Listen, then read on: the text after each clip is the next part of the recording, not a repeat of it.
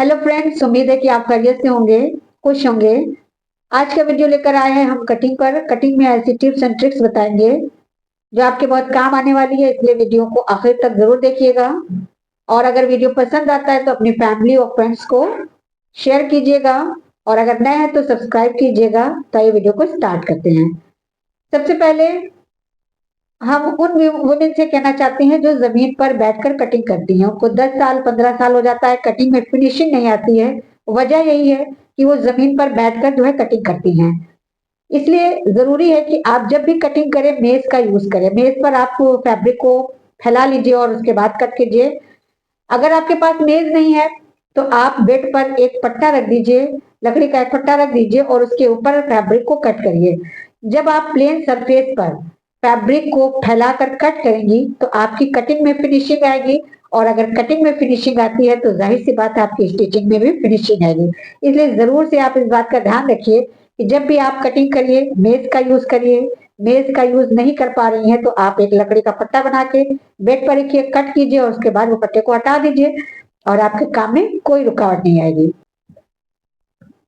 दूसरी बात, बहुत सी विमेन जो है स्टिचिंग नहीं करना चाहती हैं। वजह है कि उनको कटिंग नहीं आती है।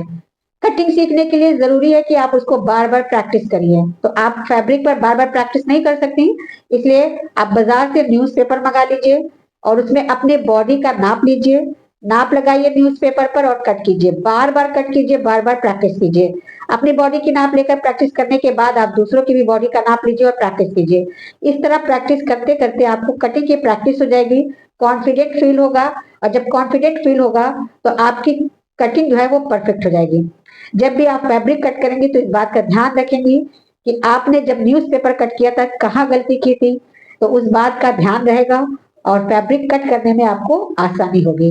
तो इसलिए जरूरी है कि आप न्यूज़पेपर पर बार बार निशान लगाकर कट कीजिए, प्रैक्टिस कीजिए, तो आपकी कटिंग भी परफेक्ट हो जाएगी। दूसरी बात, टूल्स का इस्तेमाल कीजिए कटिंग में। आप स्केल लीजिए, ट्रायंगल स्केल लीजिए, आर्मोल स्केल लीजिए, चौक है, इंची टेप का, सब चीज का इस्तेमाल कीजिए। पुराने जमाने में औरतें क्या करती थी, अपने हाथ के इस्तेमाल से जो है मेजरमेंट ले लेती थी और कटिंग करती थी। तो वो कटिंग कभी भी परफेक्ट नहीं हो सकती, क्योंकि सबकी बॉडी की नाप अलग है, सबकी बॉडी के मेजरमेंट अलग है। तो इसलिए आप कभी भी हाथ का इस्तेमाल नाप के लिए ना कीजिए। आप टूल्स का इस्तेमाल कीजिए, परफेक्ट नाप लीजिए और परफेक्ट टूल्स का यूज करिए। जब आप टूल्स का यूज करेंगी तो आपकी कटिंग बहुत परफेक्ट होगी, और परफेक्ट जब होगी तो स्टिचिंग भी परफेक्ट होगी। तो इसलिए आप कटिंग में हमेशा टूल्स का यूज करिए। और रिंकल, नेक्स्ट है रिंकल। रिंकल क्या है?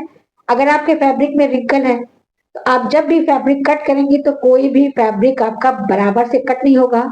अगर आप 4/4 फैब्रिक लेके कट कर रही है तो जाहिर सी बात है 4/4 फैब्रिक में सारे फैब्रिक का मेजरमेंट अलग आएगा। इसलिए आप सबसे पहले इस फैब्रिक को आयरन कीजिए, उसको क्लीन कीजिए, उसके बाद सरफेस पर फैलाकर आप उसको निशान लगा के कट कीजिए।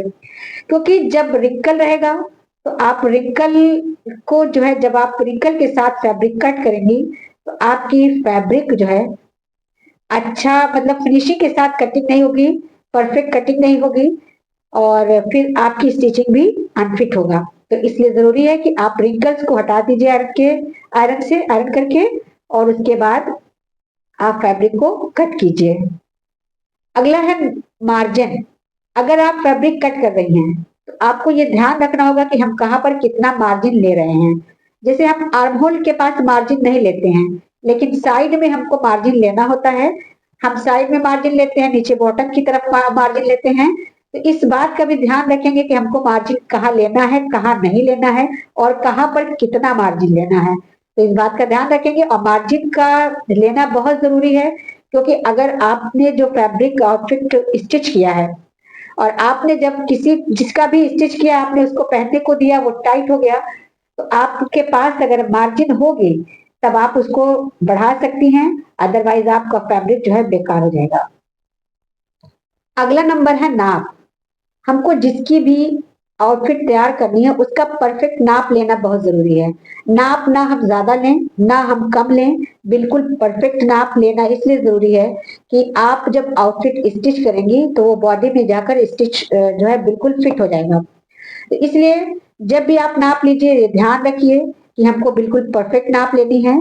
जैसे आप कुर्ती का नाप लेना चाह रही हैं, तो आप सबसे पहले उसकी लेंथ का नाप लीजिए, लंबाई लीजिए, तीरे का नाप लीजिए, चेस्ट का नाप लीजिए, फिर आप कमर का नाप लीजिए और हिप का नाप लीजिए।